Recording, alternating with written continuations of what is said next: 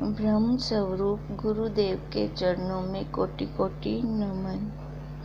श्री योग वशिष्ठ के उपशम प्रकरण में हमारा चल रहा था कि वशिष्ठ जी और राम जी का संवाद चल रहा था। वशिष्ठ जी ने पहले राम जी को प्रहलाद का प्रसंग सुनाया था कि भगवान विष्णु जी उनको कैसे समाधि ध्यान से उठाने के लिए आए थे। अब वशिष्ठ जी राम जी को ये बतला रहे हैं कि ग्रहण करना और त्याग करना ये मूर्खों की चित्त की अवस्था होती है। जो ज्ञानी होते हैं, अपने स्वरूप में रहते हैं, उनके लिए क्या ग्रहण करना और क्या त्याग करना, वो तो दोनों ही उनके लिए एक जैसी सम अवस्था हो जाती है। इसलिए तू सर्व यही जान कि विस्तृत रूप से मैं ही आत्मा हूँ। ग्रहण करना और त्यागना दोनों ही कल्पना मात्र हैं। सत्य असत्य रूप जगत में ग्रहण त्याग किसका कीजिए? केवल अपने स्वभाव से दृष्टा और दृश्य का विचार किया है। उसमें मैं प्रथम क्षीण विश्रांतवान हुआ था। अब भाव अभाव जगत के पदार्थों से मुक्त हुआ हूँ। अब ये कौन कह रही हैं? वशिष्ठ जी। कि जब हम विचार करते हैं फिर हमें लगता है कि मेरे अलावा तो और कुछ है ही नहीं, और हेयो उपादेय से रहित आत्म तत्व मुझको भासता है और समभाव को प्राप्त हुआ हूँ। अब मुझको संशय कुछ नहीं रहा। जो कुछ करता हूँ वह आत्मा से करता हूँ। त्रिलोकी में जब तक तू पूजने योग्य है, जब तक प्रलय नहीं हुआ, इससे मैं अंदर संयुक्त पूजन करता हूँ। जब तक हम अपनी वृत्ति को अंदर नहीं ले जाते, तब तक हमें उस साक्षी के दर्शन नहीं होते। वशिष्ठ जी बोले, हे राम जी, इस प्रकार दैत्यराज ने कहकर क्षीर समुद्र में शयन करने वाले विष्णु को श्रेष्ठ सुमेरु की मणियों से पूजा और फिर शंख चक्र गदा पद्म आदि शस्त्रों का पूजन करके गरुड़ की पूजा की और फिर देवता और विद्याधरों की पूजा की। इस प्रकार भगवान के आत्म स्वरूप का हृदय में ध्यान रख के परिवार संयुक्त पूजन किया। तब लक्ष्मीपति बोले, हे दैत्येश्वर, तो उठकर सिंहासन पर बैठ। मैं तुझको अपने हाथ से अभिषेक करता हूँ और 5 जनीय शंख बजाता हूँ। उसका शब्द सुनकर सब सिद्ध और देवता आकर तेरा मंगल करेंगे। इतना कहकर वशिष्ठ जी बोले, हे राम जी, इस प्रकार कहकर विष्णु जी ने दैत्य को इस भांति सिंहासन पर बिठाया जैसे सुमेरु पर मेघ आ बैठे, और फिर क्षीर समुद्र और गंगा आदि तीर्थों का जल मांगा के 5 जनीय शंख बजाया, जिसके शब्द से सब सिद्धगण ऋषि ब्राह्मण विद्याधर देवता और मुनियों के समूह आए और सब ने स्तुति की। इस प्रकार अभिषेक देकर मधुसूदन बोले, हे निष्पाप, जब तक सुमेरु के धरने वाली पृथ्वी और सूर्य चंद्रमा का मंडल है, तब तक तो इष्ट अनिष्ट में समबुद्धि, वीत राग और क्रोध से रहित होकर राज भोग और राज्य की पालना कर। तुझको पूर्ण भूमिका प्राप्त हुई है, उसमें स्थित होकर जैसे प्राप्त हो तैसे ही हर्ष, शोक और उद्वेग से रहित होकर विचरो। हेय उपाधि से रहित हो तो बंधवान न होगा। संसार की स्थिति तूने सब देखी है और सब को जानता है। अब मैं तुझको क्या उपदेश करूं?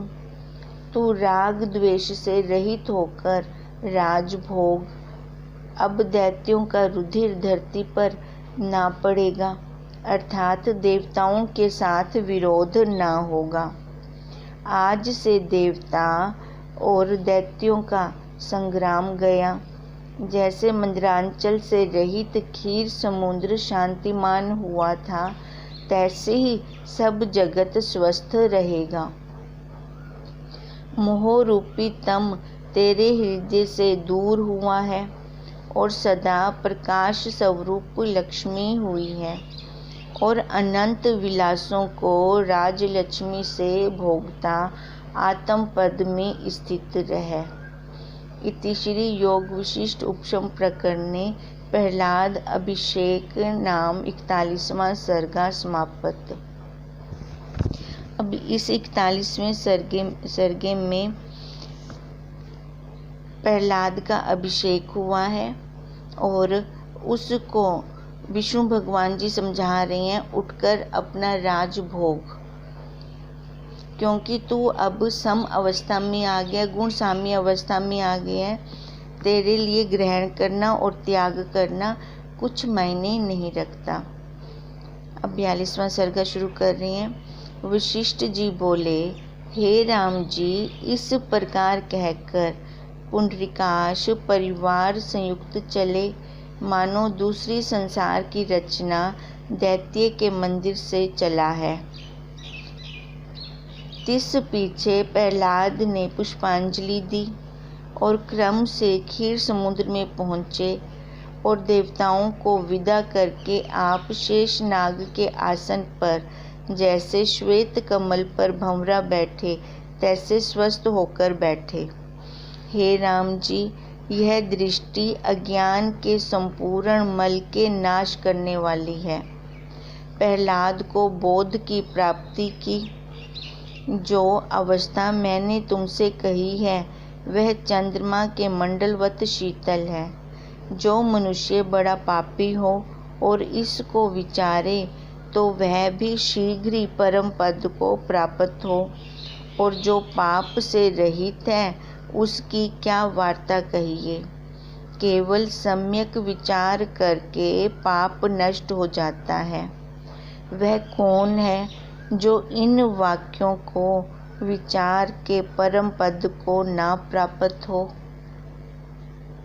हे राम जी, अज्ञान रूप पाप इसके विचार से नष्ट हो जाते हैं और पापों का कारण जो अज्ञान है उसका नाश करने वाला यह विचार है।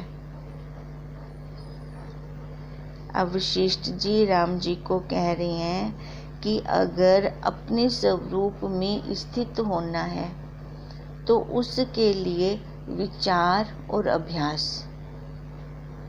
ये दो महत्वपूर्ण बातें हैं। अब जो व्यक्ति विचार की क्लास में बैठ गया है और अभ्यास करता है बार बार अपने स्वरूप, देखो ये वृत्ति ऐसी है कि फिसल जाती है। पहले इसको पकड़ना पड़ता है, इसको पकड़ के ये जाती है, क्योंकि बाहर विषय देश दिखता है इन आँखों से, तो ये वृत्ति निकल जाती है बाहर, फिसल जाती है। पता भी नहीं चलता कि कब कहाँ किस विषय पर जाकर बैठ गई। फिर से इसको वहाँ से पकड़ के फिर से लाना पड़ता है। इसको बोलते हैं अभ्यास या पुरुषार्थ। साधक काल में तो पहले ये अभ्यास चलता है, ये पुरुषार्थ चलता है, पर बाद में सिद्धांत काल में ये अपना स्वभाव बन जाता है। इसलिए वशिष्ठ जी राम जी को कह रहे हैं, अज्ञान रूप पाप इसके विचार से नष्ट हो जाते हैं, और पापों का कारण जो अज्ञान है उसका नाश करने वाला यह विचार है। अज्ञान का नाश कैसे होगा? विचार से। अब विचार करते हैं तो क्या होता है? पाप कर्म खत्म हो जाते हैं, सही और गलत का अंतर दिखने लग जाता है। अब ये अज्ञान कैसे जा रहा है? विचार करने से। इससे विचार का त्याग कदाचित ना करो। अब विचार किसका करना है ये भी समझ होनी चाहिए। विचार बाहर विषयों का करना है, परिवार का करना है? नहीं, विचार करना है तो अपने स्वरूप का, कि ये मनुष्य शरीर जो मेरे को प्राप्त हुआ है, ये किस लिए मेरे को प्राप्त हुआ है, मैंने ये मनुष्य शरीर क्यों प्राप्त किया। विचार करना है तो इसका विचार करना है। इसलिए कहते हैं कि विचार का कदाचित भी त्याग ना करो। यह जो प्रहलाद की सिद्धता कही है, इसको जो मनुष्य विचारे उसके अनेक जन्मों के पाप नष्ट हो जावें, इसमें कुछ संशय नहीं। राम जी ने पूछा, हे भगवान, प्रहलाद का मन तो परम पद में लग गया था, पंचजन्य शब्द से उसको विष्णु जी ने कैसे जगाया। अब राम जी का क्वेश्चन आया समझ में। अब राम जी क्या पूछ रहे हैं कि प्रहलाद का मन तो परम पद में लग गया था, कि अपने स्वरूप में वो डूब चुका था। अब पांचजन्य शब्द से फिर उसकी वृत्ति बाहर कैसे आ गई? पांचजन्य शंख से विष्णु जी ने उस कैसे जगा दिया। अब वशिष्ठ जी बोले, हे निष्पाप, हे राम जी, लोक में मुक्ति दो प्रकार की है, एक सदेह और दूसरी विदेह। उनका भिन्न भिन्न विभाग सुन। जिस पुरुष की बुद्धि देह आदिकों से असक्त है और जिसको ग्रहण त्याग की इच्छा नहीं और निरअहंकार हुआ चेष्टा करता है, उसको तुम सदेह मुक्त जानो, मतलब जीवन मुक्त। जीते जी वो मुक्त है, उसको किसी भी देह आदि में आसक्ति नहीं है, ग्रहण त्याग की उसकी इच्छा भी नहीं है, उसका अहंकार भी खत्म हो गया है। तो वो कौन है? वो सदेह मुक्त, यानी देह सहित मुक्त है, जिसको हम जीवन मुक्त कहते हैं। और देह आदि सब नष्ट हो जावे, फिर ना जन्म मरण करे, उसको विदेह मुक्त जानो। फिर उसको विदेह मुक्त कहते हैं। वह उस पद को प्राप्त होता है जो अदृश्य रूप है। पांच तत्वों में मिल जाते हैं, उसका फिर दोबारा जन्म नहीं होता, तो इसको हम प्रांत काल भी कहते हैं। अज्ञानी की वासना कच्चे बीज की न्यायी है, जो जन्म रूपी अंकुर को प्राप्त करती है, और ज्ञानवान मुक्त की वासना भुने बीज की न्यायी, जो जन्म रूपी अंकुर से रहित होती है। अब डिफरेंस किस चीज का आ गया? वासना का। अब देखो, एक वासना चक्कर खिला रही है इस संसार का, और जो ये चक्कर खिलाने वाली वासना है वो किसकी है? अज्ञानी की। दोबारा आता है, दोबारा आता है, शरीर रूपी कपड़ा बदल बदल के आता है, क्योंकि वासना ही नहीं पूरी हो रही। शरीर पूरा हो रहा है, शरीर खत्म हो रहा है, पर वासनाएं, इच्छाएं ये नहीं खत्म हो रही, तो उसको फिर से दूसरा शरीर रूपी कपड़ा लेना पड़ता है। और कहते हैं कि ज्ञानवान की वासना कैसी है? भुने हुए बीज की न्यायी। भुना हुआ बीज जैसे दोबारा जन्म नहीं लेता, वैसे ही ज्ञानवान का वो दिख रहा है सारी क्रिया करता हुआ, कर्म करता हुआ, पर उसका फिर दोबारा जन्म नहीं है। विधेय मुक्त की वासना का अंकुर दृष्टि नहीं आता। जीवन मुक्त पुरुष के हृदय में शुद्ध वासना होती है और पावन रूप परम उदारता सत्ता मात्र नित्य आत्म ध्यान में है। वो कौन? जीवन मुक्त। और संसार की ओर से सुषुप्ति की न्याय शांत रूप है। सहस्त्र वर्ष का अंत हो जावे और शुद्ध वासना का बीज हृदय में हो तो वह पुरुष समाधि से जागेगा, वह जीवन मुक्त है। कहते हैं जो शुद्ध वासना है, वासना तो वासना है ना, शुद्ध तो वासना है पड़ी ना अभी। अब देखो जो ये जीवन मुक्त होते हैं ये इच्छित प्रारब्ध होती है इनकी, चाहें तो ये दोबारा जन्म लें, चाहें तो ये दोबारा जन्म ना लें। अब ये भी वासना है कि मेरे को सृष्टि में उद्धार करने आना है, या हम जैसे शिष्यों की पुकार सुनकर फिर हमारे गुरुदेव को आकार लेकर फिर आना पड़ता है। जैसे हम कहते हैं कि मानो ये मेरा अंत का जन्म है, पर फिर भी अगर इस पृथ्वी पर आना है तो गुरुदेव इस शरीर के आने से पहले आप पहले आओ। अब ये हम क्यों संकल्प छोड़ते हैं ये वाला? क्योंकि ये संकल्प इसलिए छोड़ते हैं क्योंकि तत्वज्ञ गुरुदेव के बिना तो ये मनुष्य शरीर अंधेरे में घूम रहा है, अंधेरे के लोकों में घूम रहा है। तो वहाँ से तो इसको बाहर निकालने के लिए तत्वज्ञ गुरुदेव की ज़रूरत है। तो इसलिए ऐसी प्रार्थना हम करते हैं। तो हमारे जो संकल्प छोड़े जाते हैं, हम शिष्यों के जो संकल्प छोड़े जाते हैं, उनकी पूर्ति करने के लिए फिर से उनको आकार लेकर आना पड़ता है। तो ये होगी शुद्ध वासना। वह क्या है? जीते जी जीवन मुक्त हैं। इससे प्रहलाद के हृदय में शुद्ध वासना थी। उससे 5 जने शंख के शब्द। अब प्रहलाद के हृदय में कौन सी वासना थी? कि मेरा पूरा राज्य भगवान विष्णु जी की महत्ता को जाने, उनकी पूजा करे। क्योंकि उसके पिता हिरण्यकशिपु अपने आप को भगवान मनवाते थे कि मैं ही भगवान हूँ, मेरी ही पूजा करो, घर घर में मेरे ही फोटो लगे हों। पर वो कैसे अपने आप को भगवान मानते थे? देह से। पर प्रहलाद विष्णु भगवान जी को जानता था कि कण कण में वही व्यापक हैं। उसके मन में यही शुद्ध वासना थी कि मेरी प्रजा विष्णु भगवान जी को माने, जो कण कण में व्यापक हैं, जो सत्ता रूप से हैं, सही यथार्थ ज्ञान को प्राप्त हो। तो इस वासना के कारण वो जग गए। 5 जने शब्द से वह जागा। विष्णु जी सब भूतों के आत्मा हैं। जैसे जिसकी इच्छा फूटती है तैसे ही तत्काल होता है, और वे सर्वज्ञ और सबके कारण है।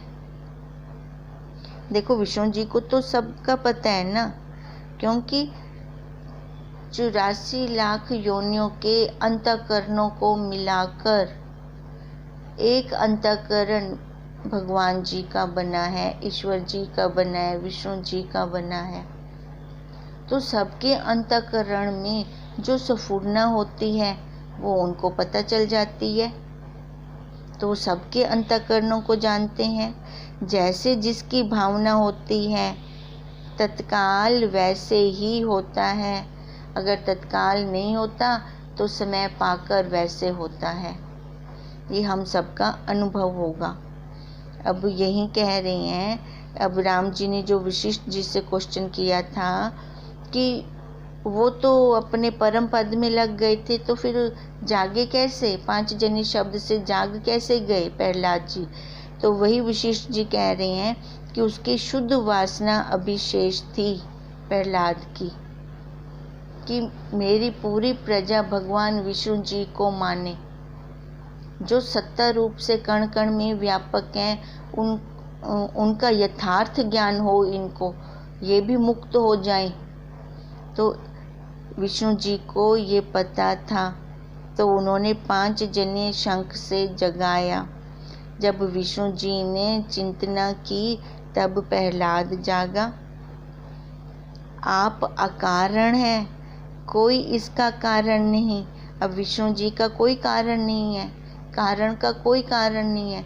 हम कहेंगे ये सृष्टि कब हुई, क्यों हुई, किसने पैदा की, अगर इसको खोजने चलेंगे तो जन्मों के जन्म व्यतीत हो जाएंगे। पर प्रहलाद का कारण है, विष्णु जी का कोई कारण नहीं। यही सब भूतों का कारण है। अब वही विष्णु जी ही तो प्रहलाद का कारण है, पर विष्णु जी का कोई कारण है नहीं।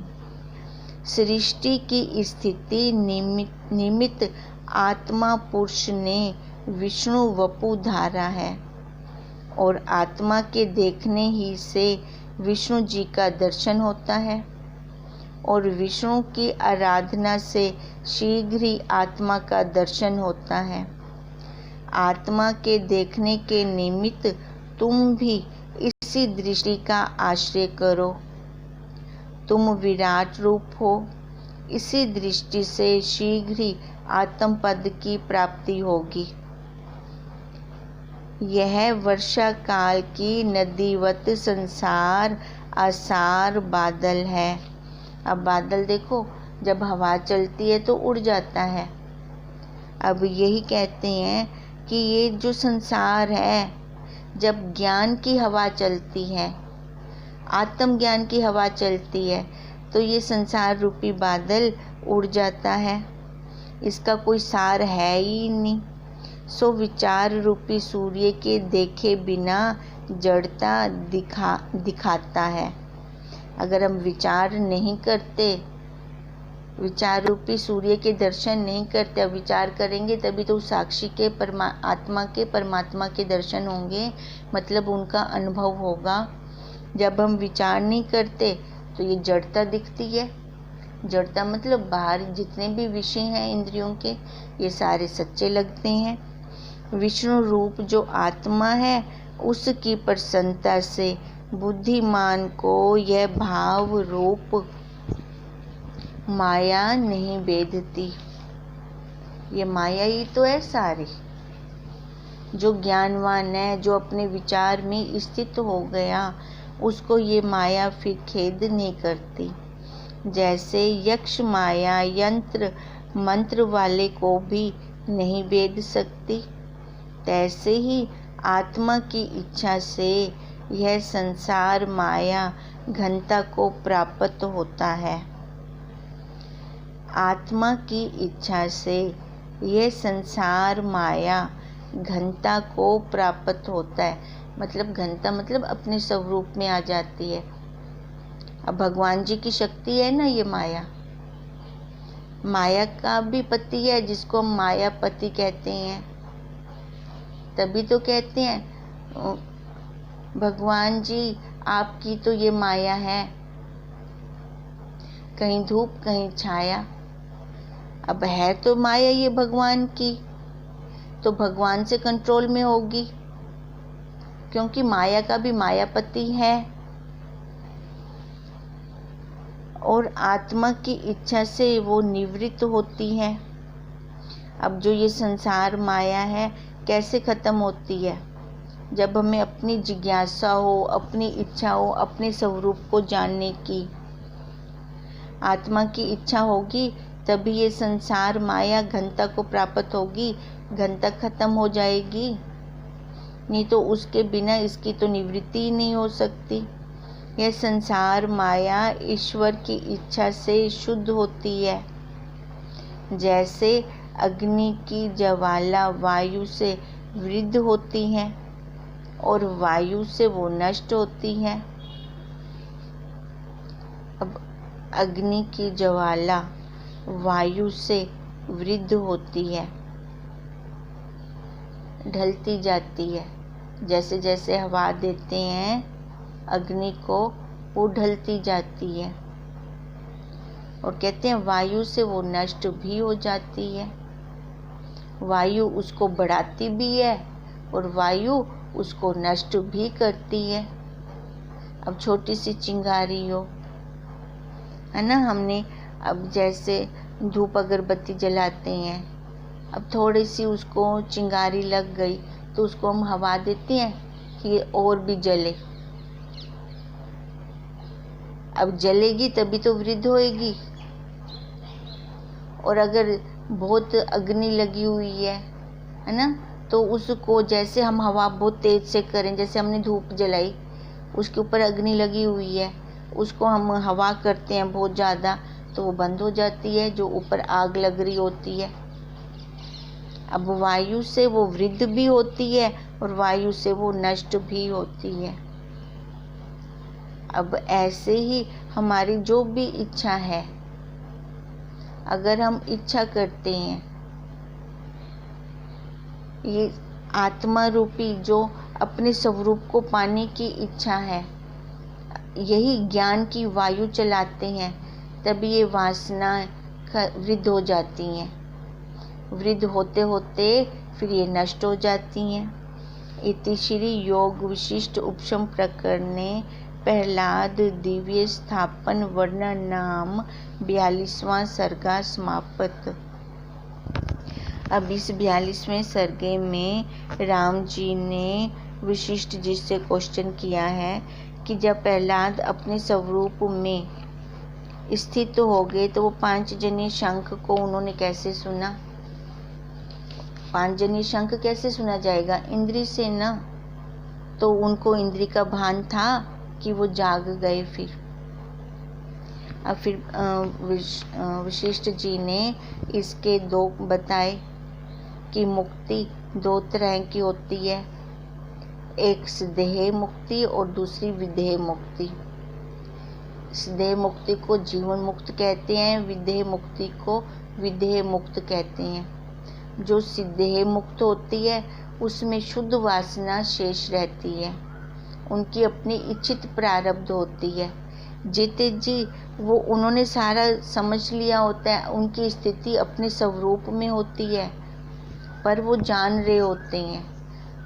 अब प्रहलाद की शुद्ध वासना थी और भगवान जी ये जानते थे, क्योंकि सभी खानियों के अंतःकरणों को मिलाकर एक भगवान जी का अंतःकरण मिला है, उनका एक अंतःकरण बना है। अब जितने भी शरीरों में स्फुरण होती है तो वो उनको समझ उसका ज्ञान हो जाता है। तो विष्णु भगवान जी प्रहलाद जी को अंतःकरण की भावना जानते थे कि उनकी ये शुद्ध भावना थी कि ये प्रजा विष्णु भगवान जी को माने और उन सब का कल्याण हो। इस शुद्ध वासना के कारण वो पांचजन्य शंख के शब्द से जाग गए थे तो वो जीवन मुक्त, जीते जी उन्होंने पूरा ज्ञान ले लिया था। अब यही विशिष्ट जी ने राम जी को आंसर दिया।